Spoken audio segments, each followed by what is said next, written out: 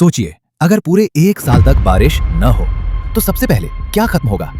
बारिश रुकते ही नदियों और जल स्रोतों का पुनर्भरण बंद हो जाता है और जमीन के नीचे का पानी लगातार नीचे गिरने लगता है। सबसे पहले फसलें सूखती हैं, फिर पशु प्रभावित होते हैं और शहरों में पीने का पानी सीमित कर दिया जाता है। लेकिन सबसे पहले जो वास्तव में खत्म होता है वो है शुद्ध पेयजल। इसीलिए प्रकृति का संतुलन बना रहना हमारे जीवन के लिए सबसे जरूरी है।